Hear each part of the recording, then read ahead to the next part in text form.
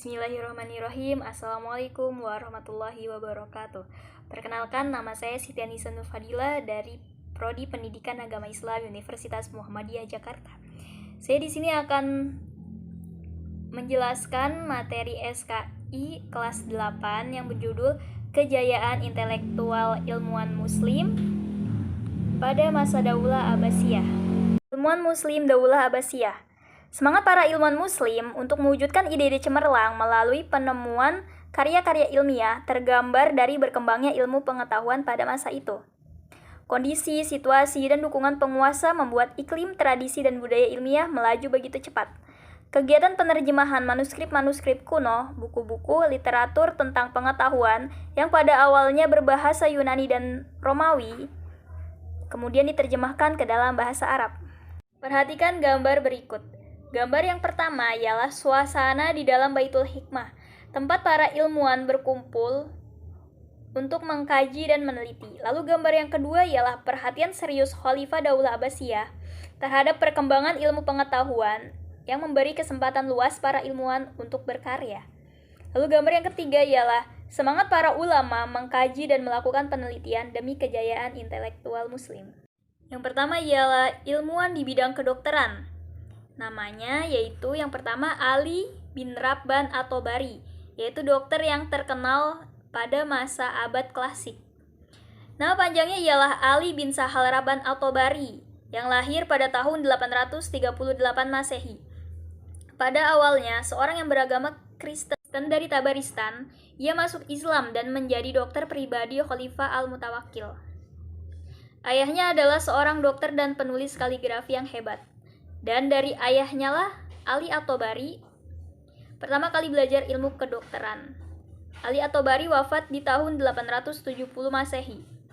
Salah satu dari karya-karyanya ialah yang pertama ada Firdaus al-Hikmah, yaitu merupakan buku ensiklopedia kesehatan yang memuat di dalamnya tentang obat-obatan dan cabang ilmu kesehatan. Buku ini ditulis pada tahun 850 Masehi dan terdiri dari 7 jilid. Kemudian karyanya lagi ialah Din ad-Daulah, yaitu sebuah kitab membahas tentang agama dan negara. Lalu ada Hifzus Sihah, yaitu sebuah buku yang menjelaskan cara menjaga kesehatan, dan masih banyak karya lainnya. Lalu kemudian yang kedua ada Ar-Razi, yaitu penemu penyakit cacar air dan darah tinggi. Nama lengkapnya ialah Abu Bakar Muhammad bin Zakaria Ar-Razi. Ia dilahirkan di kota Rai, Tehran, ibu kota Iran di Baghdad, dikenal sebagai kepala dokter di rumah sakit besar yang ia dirikan sendiri. Nah, Razi ini adalah murid dari Ali ibnu Rabban at-Tabari, yaitu yang dokter terkenal pada masa klasik, abad klasik.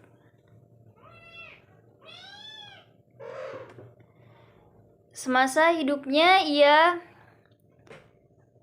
menulis tidak kurang dari 200 karya ilmiah. Di antaranya ada Al-Hawi, yaitu buku yang komprehensif, buku yang menyeluruh. Buku ini dianggap sebagai karya utama Ar-Razi dalam bidang kedokteran, yang pertama kali diterjemahkan ke bahasa Latin oleh seorang dokter Yahudi Sisilia yang bernama Faraj bin Salim pada tahun 1279 Masehi.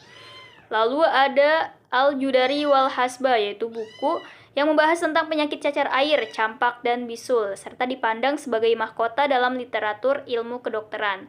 Buku ini pertama kali diterjemahkan ke dalam bahasa Latin di Venesia pada tahun 1565 Masehi. Lalu kemudian ada smallpox, yaitu penyakit cacar. Ia merupakan sarjana Islam pertama yang meneliti penyakit ini. Ialah yang membagi penyakit ini menjadi 2 bagian, yaitu cacar air dan cacar merah. Penemuan ini melambungkan namanya dalam dunia kedokteran. Lalu ada air raksa, salah satu penemuan Ar-Razi yang sangat berguna dalam dunia medis. Lalu ada diagnosa hipertensi. Ar-Razi adalah seorang dokter yang pertama kali melakukan diagnosis terhadap hipertensi atau darah tinggi. Lalu yang ketiga ada Ibnu Sina atau Avicenna. Ia di barat terkenal dengan sebutan Avicenna. Nama lengkapnya ialah Abu Ali al-Husain bin Abdullah bin Ali bin Sina. Orang Arab memberinya gelar Syekh Quraisy. yang artinya pemimpin orang terpelajar. Ia lahir pada tahun 980 Masehi dan wafat di tahun 1037 Masehi. Sebagai dokter, Ibnu Sina lebih suka tindakan preventif daripada kuratif dan selalu menguatkan aspek rohani dan jasmani pasien dalam pengobatannya. Dalam pandangannya, makanan, minuman, temperatur, polusi udara, limbah, keseimbangan pikiran, dan gerak tubuh mempunyai pengaruh terhadap kesehatan manusia. Semua yang dikatakan Ibnu Sina terbukti dan menjadi masalah utama atas kesehatan manusia saat ini. Karya-karya Ibnu Sina dalam bidang ilmu kedokteran antara lain itu salah satunya ada Al-Qanun fit Tibb, yang artinya dasar-dasar ilmu kedokteran. Buku ini berabad-abad telah menjadi buku yang menguasai dunia pengobatan di Eropa dan menjadi buku sumber kedokteran di Prancis. Di dalam buku ini menjelaskan tentang pembengkakan pada paru-paru dan mengenali potensi penularan wabah penyakit saluran pernafasan, asma, dan TBC melalui pernafasan dan penyebaran berbagai penyakit melalui udara dan air. Obat-obatan yang disebut dalam buku ini tidak kurang dari 760 macam obat untuk beragam penyakit. Lalu karyanya ada Asy-Syifa yang berisi tentang cara pengobatan, termasuk tentang pengobatan penyakit syaraf. Lalu yang kedua ada ilmuwan filsafat Islam. Filsafat atau falsafah merupakan pengetahuan tentang kebenaran yang dipahami oleh akal manusia. Tokoh-tokohnya ialah ada Al-Kindi, yaitu filsuf muslim pertama. Al-Kindi atau yang bernama lengkap Abu Yusuf Yakub bin Ishaq bin Sabah Al-Kindi, seorang putra gubernur yang lahir di Kufah sekitar tahun 801 Masehi dan menetap lalu meninggal di Baghdad, Irak pada tahun 873 Masehi. Di barat ia dikenal dengan nama Al-Kindus. Ia hidup pada masa pemerintahan Khalifah Al-Amin Al-Ma'mun, Al-Mu'tasim, Al-Watsik, dan Al-Mutawakkil. Karena merupakan keturunan asli Arab, maka ia memperoleh gelar filsuf Arab. Dan ia memang merupakan representasi pertama dan terakhir dari seorang murid Aristoteles, yaitu filsuf Yunani, di dunia timur yang murni keturunan Arab. Al-Kindi lebih dari seorang filsuf. Ia ahli perbintangan, kimia, ahli mata, dan musik. Tidak kurang dari 361 karya ilmiah yang ditulisnya. Namun sayangnya kebanyakan dari karya-karyanya itu tidak bisa ditemukan. Di antaranya ada karya filsafatnya, itu Risalah fi Madkhal al-Mantiq bil Istifa al-Qaul fi, sebuah pengantar lengkap logika. Lalu yang kedua ada Al-Ghazali atau Hujjatul Islam. Imam Al-Ghazali memiliki nama lengkap Abu Hamid bin Muhammad Al-Ghazali At-Tusi. Ia bergelar Hujjatul Islam yang artinya orang yang memiliki kewenangan atau otoritas atas Islam. Ia dilahirkan di Tusi, Khurasan pada tahun 1059 Masehi dan wafat di tahun 1111 Masehi. Guru Imam Al-Ghazali adalah Al-Imam Haramain Al-Juwaini, seorang ulama besar dan mengajar di Madrasah An-Nizamiyah di Baghdad, Irak. Imam Ghazali memiliki karakter tekun, rajin, teliti, dan cerdas, sehingga banyak disiplin dengan ilmu yang dikuasainya. Di antara seperti ilmu kalam, ilmu fikih, ilmu teologi, filsafat, matematika, kimia, dan lain sebagainya. Imam Al-Ghazali berhasil menulis sekitar 200 kitab. Di antara karyanya yang terkenal itu ada kitab Tahafutut Falasifah atau Kerancuan Filsafat, sebuah kitab yang membahas tentang filsafat Islam. Lalu ada Ihya Ulumuddin. Ini sangat terkenal kitab ini. Itu kitab tasawuf yang membahas tentang kaidah dan prinsip dalam mensucikan jiwa, yang membahas tentang penyakit hati, pengobatannya, dan mendidik hati. Kitab ini merupakan karya yang paling terkenal dari Imam Al-Ghazali. Lalu ada Ibnu Maskawai yang memiliki nama lengkap Abu Ali Ahmad Ibnu Muhammad Ibnu Maskawai. Lahir di Iran pada tahun 932 Masehi dan wafat di tahun 1030 Masehi. Ibnu Maskawai merupakan sosok ilmuwan muslim di bidang ilmu filsafat akhlak. Menurutnya, akhlak adalah keadaan jiwa seseorang yang mendorongnya melakukan perbuatan-perbuatan tanpa melalui pertimbangan pemikiran terlebih dahulu. Selama hidupnya, Ibnu Maskawayhi banyak menghasilkan karya tulis yang sangat luar biasa dan mempengaruhi perkembangan ilmu filsafat di kemudian hari.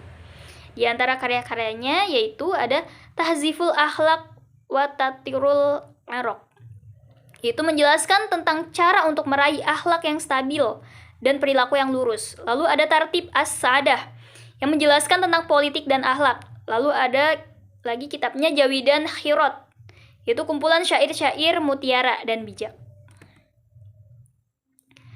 Lalu yang ketiga yaitu ilmuwan kimia yang bernama Jabir bin Hayyan. Ia dikenal sebagai bapak kimia muslim pertama. Dunia barat menyebutnya dengan Geber. Jabir bin Hayyan bin Abdullah Kufi dilahirkan di desa Tus Khurasan, kemudian menetap di Kufah sekitar tahun 776 Masehi. Ia merupakan tokoh besar dalam bidang ilmu kimia pada abad pertengahan. Dalam beberapa riwayat, Jabir bin Hayyan pernah menimba ilmu kepada putra mahkota Daulah Umayyah, yaitu Khalid bin Yazid bin Muawiyah, dan Imam Ja'far al-Shadiq. Penguasaannya terhadap ilmu kimia membawanya menjadi seorang ahli kimia yang termasyhur di zamannya, yang terkenal pada zamannya. Pendapatnya yang terkenal dalam perspektif keilmiahnya adalah bahwa logam biasa seperti seng, besi, dan tembaga dapat diubah menjadi emas atau perak dengan formula misterius, yang untuk mengetahuinya ia telah banyak menghabiskan waktu. Jabir bin Hayyan juga menggambarkan secara ilmiah dua operasi utama kimia, kalnikasi dan reduksi kimiawi. Ia memperbaiki beberapa metode penguapan, sublimasi, peleburan, dan kristalisasi. Buku-buku yang menggambarkan kecerdasan dan penguasaannya terhadap ilmu kimia yaitu ada Ar-Rahmah, yaitu buku cinta. Lalu ada Al-Tajmi, yaitu buku tentang konsentrasi. Lalu ada Al-Zibak Al-Syarqi, itu air raksa timur.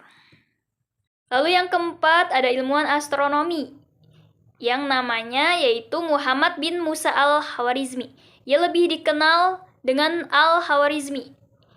Ia dilahirkan di Khwarizm, Uzbekistan pada tahun 780 Masehi. Ia hidup di masa pemerintahan Khalifah Abdullah Al-Ma'mun. Sosok Khalifah Daulah Abbasiyah yang mencintai dan mencurahkan perhatiannya terhadap pengembangan ilmu pengetahuan Al-Khwarizmi adalah tokoh utama dalam kajian matematika Arab dan observer bidang astronomi. Sebagai seorang pemikir Islam terbesar, ia telah mempengaruhi pemikiran dalam bidang matematika, melampaui pemikiran ilmuwan abad pertengahan lainnya. Peran Al-Khwarizmi terhadap pengembangan ilmu astronomi dan matematika sangatlah besar. Ia telah menyusun tabel astronomi tertua. Ia juga menulis karya tertua tentang aritmatika dan tentang aljabar. Karya aljabarnya disebut sebagai Al-Mukhtasar fi Hisab Al-Jabar wal Muqabalah. Kitab ini memuat tentang cara menghitung melalui penjagaan dan jawaban palsu. Lalu yang kedua ada pengetahuan matematika yang kemudian disebut barisan Fibonacci, yaitu hitungan 1, 2, 3, 5, 8, 13, 21, 34, 55, 89, 144, dan seterusnya. Mungkin cukup sekian pembahasan kita kali ini. Semoga ilmunya bermanfaat. Terima kasih. Wassalamualaikum warahmatullahi wabarakatuh.